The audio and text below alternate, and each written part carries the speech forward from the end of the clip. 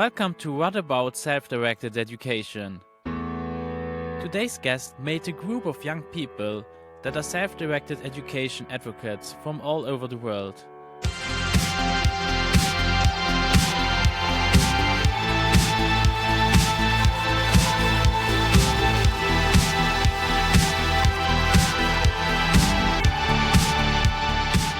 Hello, Selva. Hi. We are talking today a little bit about self-directed education and especially about your idea to gather self-directed education youth advocates. So let's start. How did you come in contact with self-directed education? I was lucky to attend a democratic school for 2 years in Spain.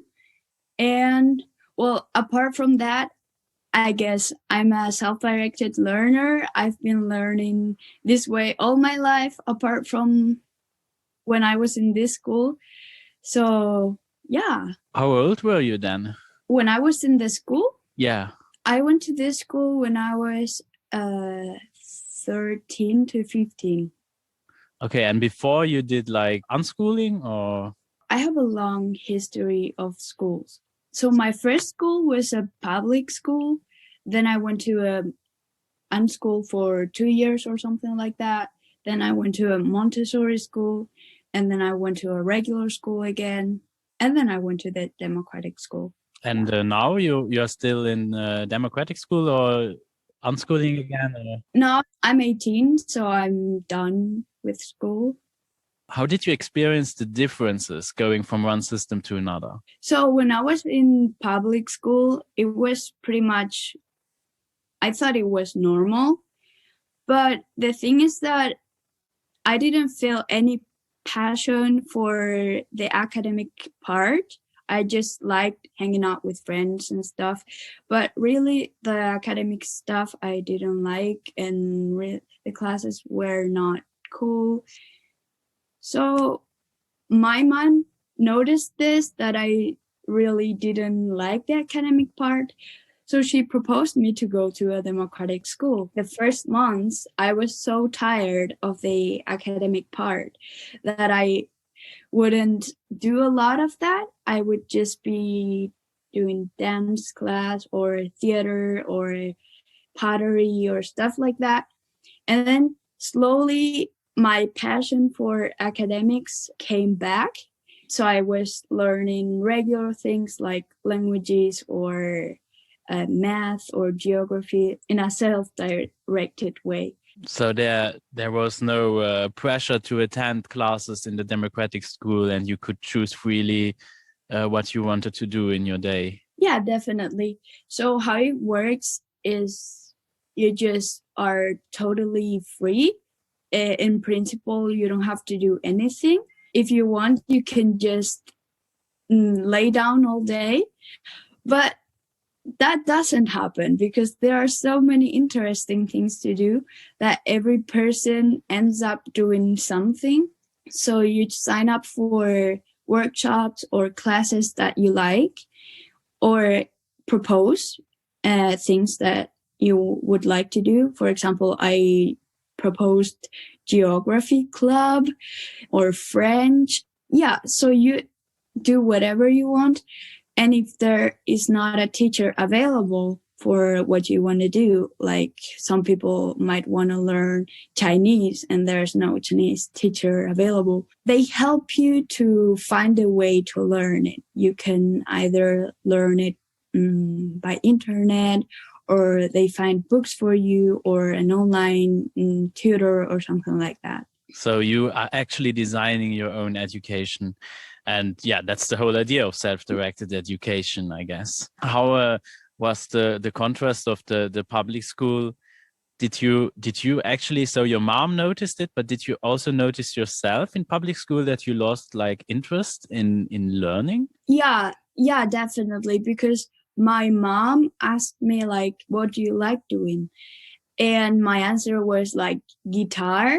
And that was the only thing that I chose to do. I would go to guitar classes in the afternoons. And that's the only thing I liked. Maybe I said also English, because the English class was cool, but that was pretty poor. And then when I was in the democratic school, if you asked me what I like, I could be like 7 hours telling all the things I like. A story I hear a lot of pupils attending democratic schools that they don't want holidays, actually. Did you have that experience too? That it's actually, oh no, it's holidays. Oh. Yeah, like most of the people get sad when it's holidays because you basically you know, like you're not able to keep doing your projects, and it's like a 3-month break, and it's so sad actually. Like every year at the end we really cry all together for an hour because it's very sad. Yeah. Did you still have friends from the public school? Yeah, and I still have them. Like I really love my friends from public school, and I really feel sorry that they all cannot go to a democratic school. Yeah. How did they react when you told them like, oh yeah, but this is great and I have so much things to do? And Yeah. When I tell them about democratic schools, they say it's a fantasy. Like, what's that? What are you talking about? They don't know that that is a thing. And I don't think they really can imagine how it works, the amount of freedom people have. And there's always this first thought, like, if you don't have to do anything, why don't you just chill all day? yeah, so it's kind of unreal. I guess it's for most people, self-directed education sounds like, yeah, like that's not a real thing, but we are actually doing it. Yeah. So you enter like a complete different world in a sense. Yeah. And part of the goal that I have with the self-directed education youth advocates group is that we share how it looks like with our peers from regular school. And that's that's an excellent idea to get the word out, that people get to know this and hopefully can experience it for themselves. Do you think there is like a space also in public schools that they could like give young people space to experience self-directed education? Why do you think isn't that yet the case? I think the only moment in school when people experience self-directed education is the break, like the break in the school day. Yeah, then you have like some free time where you can actually choose what to do. It's the only moment where you experience self-directed education, but actually it's so poor because you don't have any source or anything to do really in school breaks apart from hanging out with friends or going to the library. And you're also so saturated with everything, your brain is so full with things that you don't really get to really experience self-directed learning. Did you notice like big culture change in how people react to one another and speak to one another? Yeah, definitely. So in regular school or traditional school, teachers talk to students like if they were dumb or babies or something like that. And students talk to teachers like if they were, I don't know, the president or very old, so adult or something like that. And in democratic schools, we just talk to each other like regular, like of course with respect, but not like I lead over you or something like that. To like, we talk to each other in the eye level, if that's a way to say it. So the respect is like mutual. It's like not, oh, I'm the adult, so I'm always right, and you have nothing to say here. But it's like, no, but you are also a person here with feelings and ideas, and I take them seriously. Yeah, in regular school, students have an opinion if the teachers allow them to have an opinion. In principle, they don't. And that's horrible, because if you're raised with the idea that you don't have an opinion and or you can comment on things, like, people will lead over you very easily. One thing I find always curious is that like mainstream schooling is claiming to help you to reach your full potential and to promote democratic values and human rights. But in practice, I would say that there is not a lot. Even the fact that you have like a democratic school to emphasize that in this school is democratic, yeah, is actually already the big sign that the mainstream schooling isn't democratic at all. Yeah, not at all. Because, yeah, it's kind of funny because they want to teach you about democratic education or stuff like that. And then you learn that in the books, but you don't experience that in real life. It works like a monarchy or, and then, yeah. How was it like when you unschooled? How was that in contrast? When I unschooled, I was very little. It was 6 to 8 years old. And I traveled a lot with my mom because she's a songwriter. So she does a lot of tours and stuff. So I traveled a lot with her. And when I was home, yeah, I didn't follow any plan. I just learned because we lived in nature. So I had friends and stuff that also were unschooled. So it was just freedom. I didn't follow any program or curriculum. So you didn't felt isolated or something like that, but you had still a lot of friends around you. And yeah, definitely. And I think when you're so little, it's more important to develop some abilities like socializing or body abilities, and not so many academic things. And actually, they don't have to teach you to write.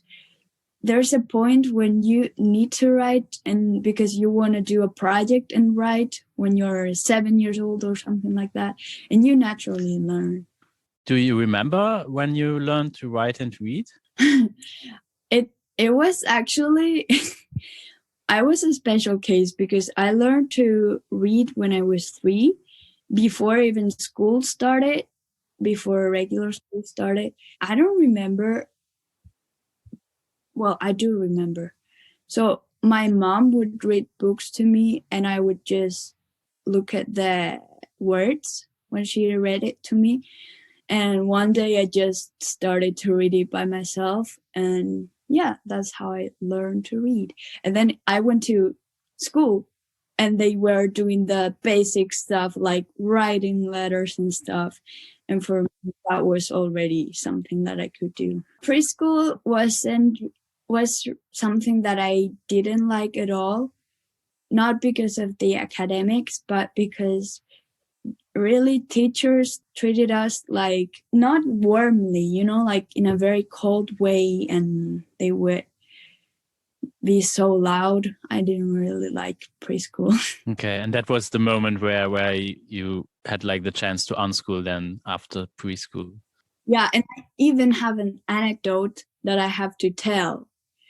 So it was the Mother's Day, and we were supposed to paint t-shirts and write "I love you, Mom," and everyone was writing "I love you, Mom." And I decided to be creative, and I wrote and I drew a heart, "You, Mom." So a heart, "You, Mom."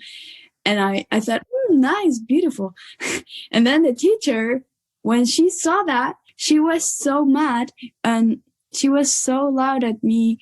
And I was like 5 years old. How can you do that to a 5 years old? Yeah, that's... I still do that. She was so mad. Just because you threw it, but you did actually the thing that you find on every t-shirt. Yeah. And I thought my mom would like a heart better than a word. And I don't think that can be still happening teachers cutting the creativity of kids like that. I think school really shuts down creativity. And also because whenever I've been to regular school, my real learning, my self-directed learning has been shut down. So I would normally in summer or when I was in school or in my democratic school, I would always learn some things like Russian or geography, like because I just like it, or reading actually. I would read a lot. But whenever I went to regular school, it takes so much time and so much energy doing all those useless things that really your self-directed learning is shut down. I guess what is hard to imagine is that if you have like, if you are in a democratic class, in a democratic school, there are no like classes that are segregated by age and stuff like that. And you can follow all these different interests. I imagine if you are learning Russian, how many other of your peers are learning Russian at the same time? Because I guess like most people confuse self-directed education with project-based learning, where you still have like the class is choosing a project and then everybody has to do it. And I guess like in self-directed education, that's not the case, is it? No, it happens very naturally. So if you like something that a lot of people don't like, they just definitely will not learn it with you. For example, I was the only one learning Russian when I was in the school. But then other things that that everyone liked, like theater class or dance, they were always full with people. And I guess like there was also a lot of time to just play and fool around, I guess. Yeah, playing. A lot of people think that playing is losing time, but I think playing is the best way to learn because you really combine all the areas and subjects in life and put them together and use it with passion. Yeah, I think playing is a good way to learn. One other big thing in democratic school is there is no age segregation, I guess. Right. So, well, there is a little bit. In my school, they separated kindergarten and the older people. And it's actually very, very interesting because the kids in kindergarten would decide when they're ready to go to the next level, which is people from usually 6 to 18 or something like that. And yeah, so in the older group, they are mixed all the time. If you go to a class, you can be, for example, I was in math and I was with older kids, but also with younger kids that are doing the same level of math as me. Yeah, they are just mixed. Depends on your level, not on your age. Are the older kids often helping the younger ones? Of course, I think mixing ages it's so rich. It makes such a rich environment because, of course, younger kids learn a lot more than if they're just with kids of the same age. And older kids are kind of, I don't know if they learn more. Well, I definitely do. Because when I was with younger kids, they also know a lot of things and their way of communicating is so different that, yeah, it's definitely good. And also when you walk on the street, you're mixed with everyone, right? So you need to be able to communicate with everyone and not people that are just the same age as you. And actually, age doesn't mean anything, doesn't determine how good in a subject you should be. It doesn't make sense because if you start learning English when you're 13, it's not the same as if you started when you're 5. So why would we separate classes by ages? It Okay, it doesn't make sense to me. Yeah, and it doesn't reflect like real life, where, as you said, we are not segregated by age usually, and yeah, we have to get along with everybody. And I guess like that the younger ones are also taken seriously, and they have the same decision when you make the rules and everything. It doesn't matter. Or are the kindergarteners then also left out, or can they participate there? The people of the kindergarten, they can attend the assembly, but and they can talk, but they don't usually do that because they are so little. Most of them don't even know what's going on if they are like 3 years old or 4 years old. Some of them do, and I think that's the greatest learning experience for a kid. Just listening to older people talk about rules and stuff like that, that they experience, like stuff that impacts them. It's so much learning for them. How did that idea come to your head, like to become like a youth advocate? So people in regular school don't really know how going to a self-directed learning school feels. And people in a self-directed learning school or democratic school do not really know how a regular school feels if they have not been to one. So the people in democratic schools are just happy, they live their lives, they learn and stuff. The people in traditional schools are not very happy, but they don't know the solution. They don't really know it. So for me, the contrast of changing between these schools a couple of times really made me see the problem that really provokes me, traditional school, and the solution, that it's so easy to achieve. So this combination of feelings and tools makes me feel this passion that I feel. And yeah, I guess the name for that is being a self-directed education advocate. Yeah. So I don't know if that answers to your question. Describes a feeling that I passionately share, like my own experience from school. So I was never in a democratic school, unfortunately, but I left school at 16. And then I became, a music pedagogue. So I went back to teach in a school-like setting. Already there, I had like a lot of questions when I went to university and stuff. And when I then discovered that there is a completely different way, like in the self-directed education, and there are like democratic schools and stuff like that. I discovered then like that schools like Summerhill exists, and I guess Summerhill is now over 100 years old. So that's amazing. And nobody knows about it. And it was like, but we are all suffering in this miserable place called school.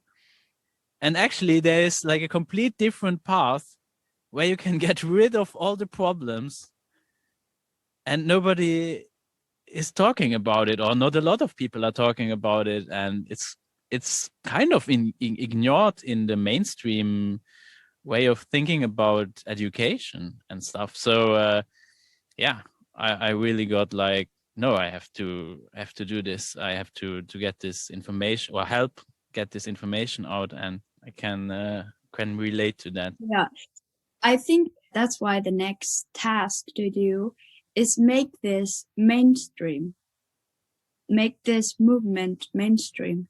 So a lot of people get to know what this is and support this, and hopefully governments will change laws and act like Israel, for example, that I think it's the only country that recognizes democratic education and allows them to do whatever they want. Actually, funnily enough, that from all places, Israel is the one that has publicly funded democratic schools. I would argue that Israel is not in some political cases, not the best example of having a free society. It's interesting, yeah. Yeah, I guess it's like that you really have a choice. So if somebody would still choose to go to mainstream schooling as it is, with all the pressure and curriculum, then yeah, if it's your free choice and you know that there is an alternative, then you could even say, but then it's self-directed, because then it's your choice to do it. That would be, I guess, okay. But if you are told that this is the only possibility and every alternative that is presented to you is kind of the same, then that's not such a good situation where you can actually make an informed decision, I guess.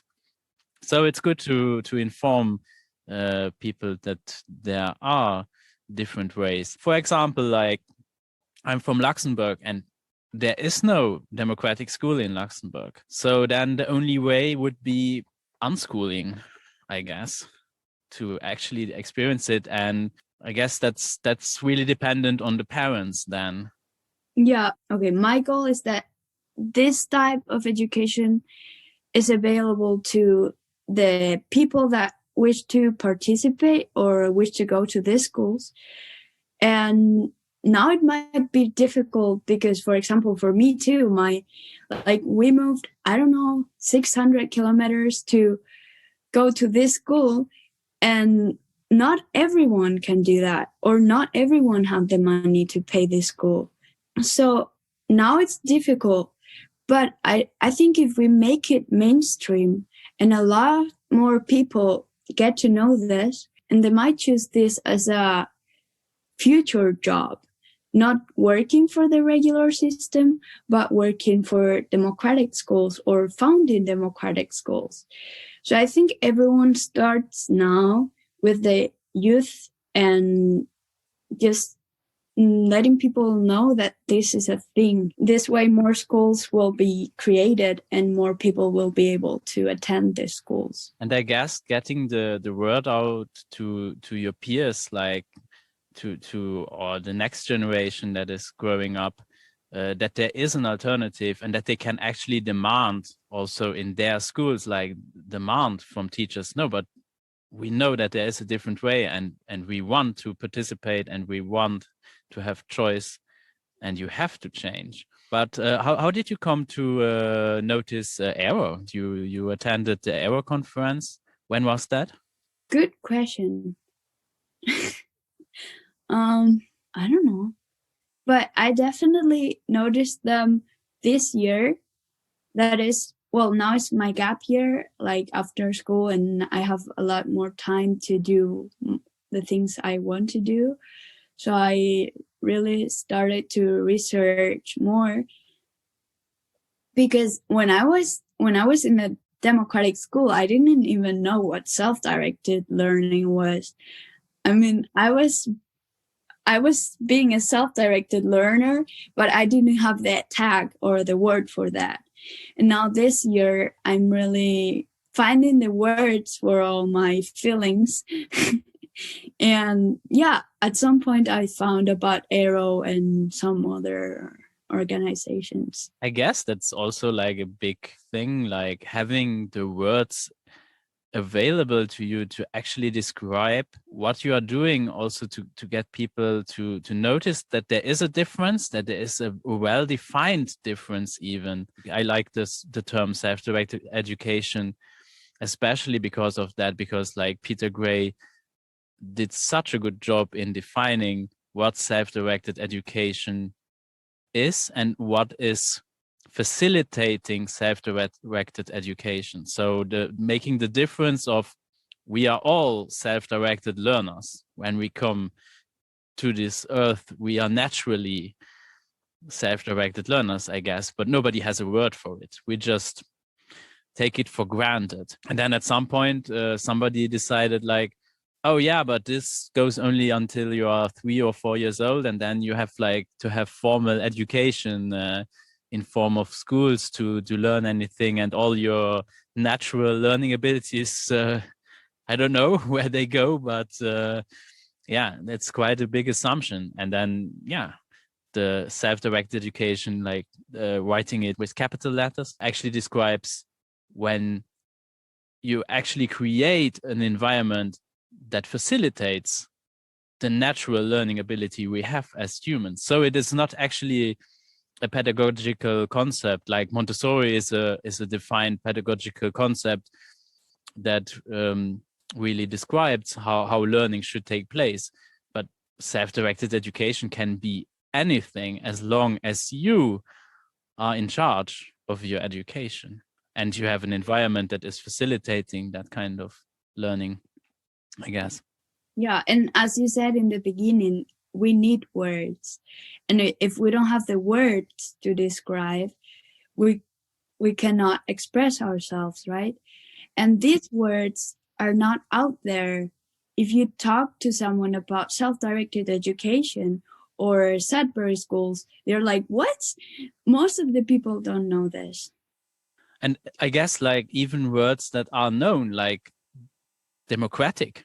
Mm-hmm. Yeah, I guess democracy means something completely different in a democratic school than what we experience in society and governments and elections and stuff. Like I think like for most people, democracy means elections. But that's not the case, is it? It's much more than that. Definitely. I think a democratic school is way more democratic than the government. But I guess like at least for me personally, I find that really curious and also super important. If I imagine like if everybody would have the chance to experience like this kind of democracy, this really like very active democracy where you actively shape your environment and your community, I guess like that as a society, we would live completely different together. Yeah, definitely. That would have a big impact on society. But we live in a democratic system, and our schools are not democracies. We are taught to respond to other people, and it works more like an authoritarian system. And yeah, it does not make sense. If we live in a democratic country, why would we go to authoritarian schools? Yeah, that's a big point I always try to make. I actually got even like the response from one teacher, yeah, you are right. Schools are not democratic, but that's good. That's a good thing. And I was like completely like, what? How is that a good thing? That's the disagreement you're gonna have in discussing that.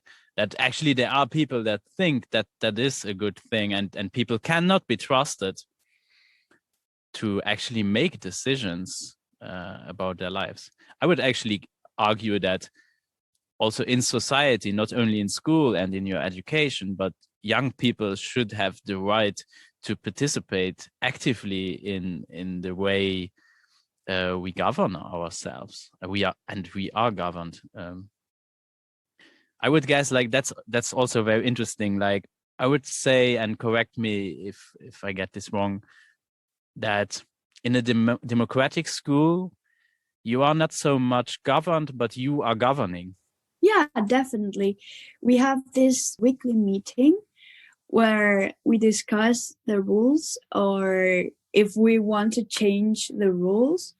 So if a person wants to propose a new rule, which is like a law, but only for the school, you can definitely do it and it will be voted and passed or not.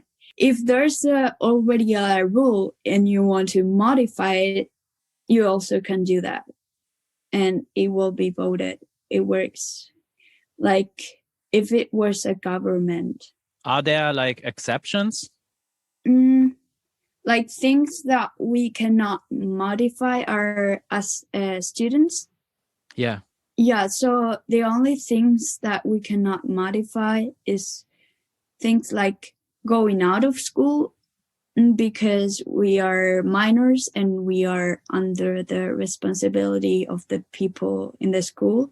So we cannot say like, we can go out of the school all the time. Okay, but I guess that's a rule that is imposed on the school by the government, I guess. Yeah, or the parents, or you cannot just let a minor go wherever they want without supervision, right? If there would be the case that the minor would like to go out, would there be a possibility to get somebody to supervise you? Yeah, of course. So in this case, the thing is that you as a minor cannot decide this by yourself. So your parents should like agree with you, and the teachers or the people in the school also should agree with you that you are responsible enough to do this. I guess what a lot of people are also not realizing is that if you are living in a family, you have kind of a system like that too. I think there are families that work like democracies and some that just work like monarchies. I think a lot of people think that in democratic school there are no rules, but actually there are more rules in democratic school than in traditional schools. But the thing that is that these rules are respected because they are created by the students or voted by the students. And if there's a rule that they don't like, they can just eliminate it. Yeah, I guess that makes a big difference if a rule is agreed upon because it benefits the whole community and not only one person. Or and even if you don't like the rule, you're most likely to follow the rule because you're part of the people that make the rules. It's not like you're following the rules that someone made, like an adult. You're part of the rule making, so you respect rules. If you want other people to respect your rules, you probably will respect their rules, right? Yeah, I guess so. And that's I think it's an important thing to experience. You are looking for other youth that know about self-directed education to join you. How can they contact you, and what can they expect? The specific youth that I'm looking for is youth that have experienced self-directed learning and that want to spread it. Not only that they have experience, because there are already groups for that. I want to connect with youth that know self-directed learning and that are passionate to share it with other people and that are willing to do projects for this. Do you have anything else to add? Anything else you want to talk about? I don't know. Maybe. So it's interesting that in democratic schools, you can choose your teachers, because it's a very common thing that in traditional schools, we have teachers and we don't like them, or some of them, because you just like your energies don't match. And that happens a lot. Yeah, you can choose your teacher. And if you don't like them, you can just drop out of the class and look for another way to keep learning that subject. I think that's very important. Yeah, it's kind of a cool thing that, yeah, you can decide with whom you want to spend your time. Great talking to you. Thank you very much for your time, and I wish you great success, and hopefully we will talk again about it. Yeah, thank you very much. So yeah, definitely something cool will come out of this group. And I'm really happy that we talked. Streife durch die Lüfte, die Vögel geben mir Geleit. Die Welt ist voller Düfte, ich war selten so bereit. Ich breite meine Arme aus und stürze mich ins Tal. Wie Glücksgefühle strömen auf mich ein.